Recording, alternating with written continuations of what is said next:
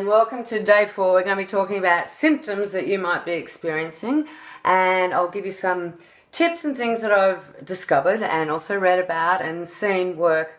More importantly, it's what I've seen work. Now there are 34 symptoms that are recognised as the classic symptoms. There are a lot more. Trust me. If you're in the age group of 45 to 55 or older and you're female and you've got something that's changed in your body, suspect hormones first and other things later, because often it is just a subtle change in hormones and they just have to be a little bit out, or you just have to be a little bit tired and everything falls apart. Okay, so these are the common ones I hear about, and what I want to do is give you some brief explanation what could be going on. Remember, this isn't individualized, so take this as broad advice and general advice, but it might give you some understanding of what typically would be going on. Now, the flashes and the flushing, very common. Now, I've actually had a couple of these myself. They're horrendous. They come on, for me, here around my arms, and I just feel this instant furnace go on, and at first I kind of go, I like being hot, so I'm kind of like, oh, this is a nice feeling. Then it's like, no, I don't like this feeling. It's claustrophobic, it makes me feel anxious, and I want it over pretty quick. And if I'm in bed, they've been waking me up, I'll flip off the sheets, and it's winter here on the Gold Coast, and I'll be lying there, and the room temperature is about 10 degrees, and I'll be lying there about 35 to 40 quite happily on the bed sheets, just by my own flash. I've got it under control, just so you know. Well, I'm getting it under control. But it's interesting, I am going through the change of life. Flushing is when we actually sweat with it. And as I've said in previous clip, women will sit there in my clinic and just beads of sweat will come up. They might get quite red, and it makes them very self-conscious. And if you can't get rid of clothes rapidly and find an aircon vent to cool you down, it can create a fair bit of anxiety and claustrophobia and overwhelm, and so they're not nice. Now, they can be due to high estrogen, they can be due to dropping estrogen. This is why I recommend doing a saliva test. Now, blood testing for these hormones isn't that accurate.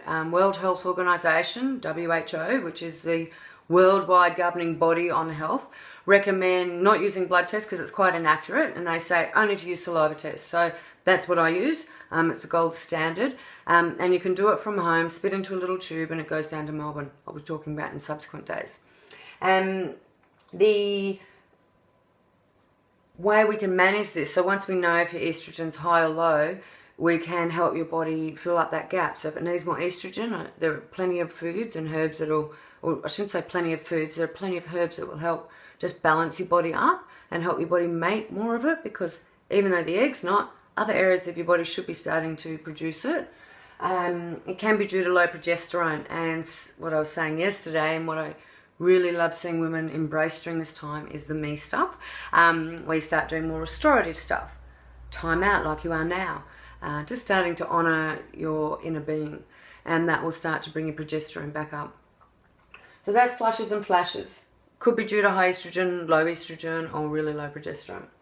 Insomnia, now that does occur in a lot of women. 6 in 10 women will report having this broken sleep, and they end up exhausted. It takes you back to when you had a baby and you hear it cry. You just wake up and you're like, hoo-ha, I'm lying awake. And unfortunately for many of us, our brain will start ticking on, and day in, day out, or night in, night out, we end up exhausted. So insomnia is really quite problematic.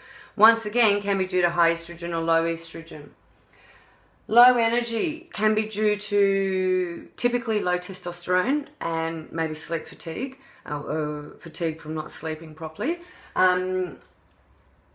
This is women come here sometimes and they collapse in front of me, or if I'm doing a phone consult, I can hear the apathy in their voice. They're just, everything's too hard.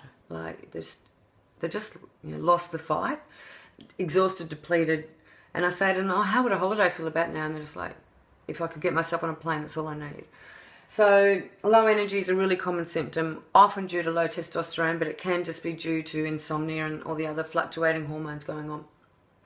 Low sex drive. Now, for many women, they may not have a high sex drive entering menopause, and to have it drop away Some don't care, but if your partner, if you're in a relationship, does care, then it's a real issue. And this is where women start fretting that he'll be shopping elsewhere.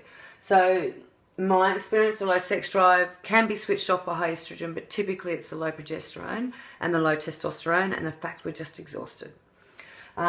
If you start drying up down below, which can be due to low estrogen, it hurts and you can't lubricate yourself or whatever.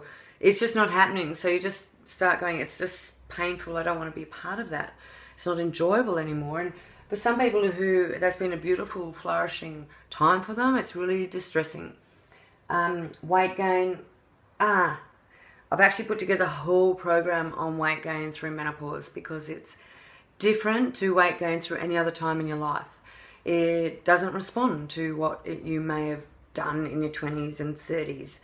It won't respond to dragging tires and boot camps and flogging yourself. And it is a totally different thing or entity. So when we put on weight through menopause, there's a gamut of reasons why that occurs.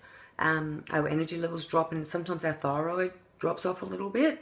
But we need to, more than ever before, embrace really good eating. And I'm going to go into that tomorrow. We need to be gentle on ourselves and not flog ourselves and just do gentle activity with some cardio and maybe one or two hardcore activities. But I'm going to talk about that in a day after the food.